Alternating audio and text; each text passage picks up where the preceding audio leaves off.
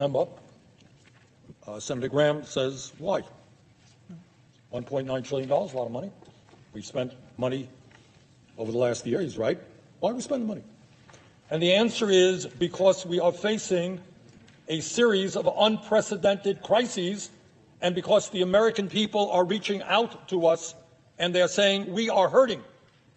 We are in desperate condition and we need help from the federal government. That is why we are responding. 500,000 people have died in this country from COVID, and many millions more have been made ill. And what the long-term impact of those illnesses are, nobody at this point knows. But certainly no one will deny that we have a pandemic crisis.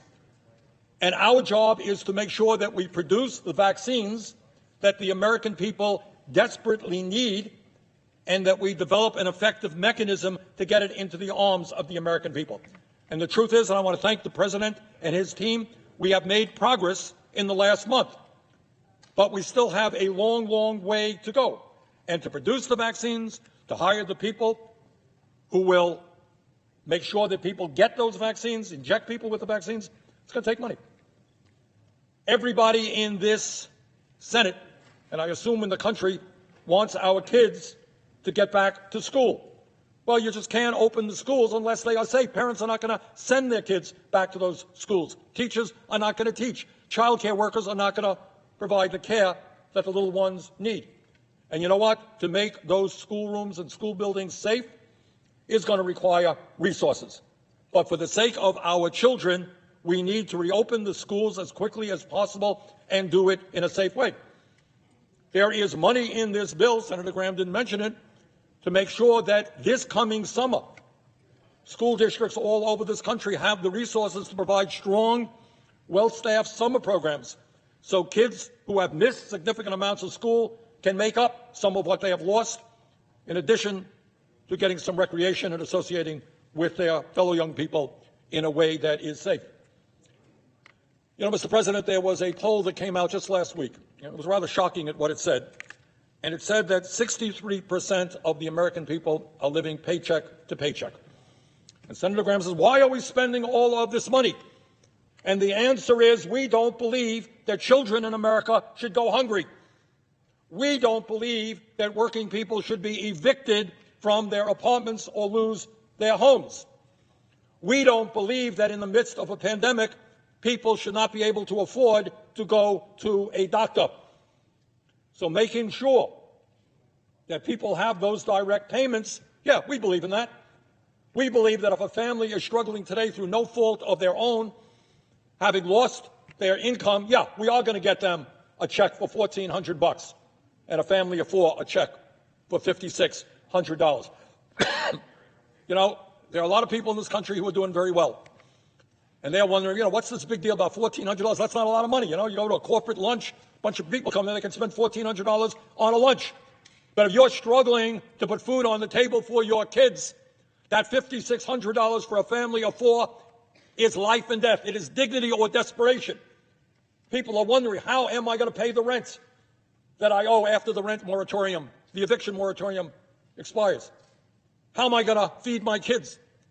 How am I going to take care of the basic necessities of life? So yes, we are providing $1,400 per working class family because that is desperately needed. So when the senator says, well, why are we spending all of this money? The answer is because we are living in the most difficult moment in the modern history of this country, and arguably even a more difficult moment than the Great Depression of the 1930s. People are hurting, and in a democratic society, government is supposed to respond to the people who sent us here. Now, I know that there is controversy, and Senator Graham raised this issue. Democrats have a majority, a bare majority with the vice president, 51 votes. Why are we not working with our Republican colleagues? We have reached out time and time and time again. The president has reached out. Work with us. But you've got to understand the severity of the crisis. And they have not done this. Using reconciliation, by the way, Mr. President, as you well know, not a new idea. When our Republican colleagues had the majority, they used reconciliation. What did they use it for? They used it for massive tax breaks for the rich. That's what they used reconciliation for. They used reconciliation in order to try to throw 32 million Americans off the Affordable Care Act, something that Trump was fervent about. And by one vote, Senator McCain, we prevented 32 million people from losing their health insurance through the reconciliation process. So our response is, you want unity? Well, you know what? We probably have more unity today in America around this package than anything that I can remember. Polls vary, 65, 70% of the American people understand the crisis we are facing. They want us to respond. This legislation is enormously popular, not just from progressives, not from moderates, but from Republicans as well, depending on the poll, 40, 50% more Republicans support it, because they can't afford to pay their rent. They can't afford to go to the doctor. They understand that government has got to help.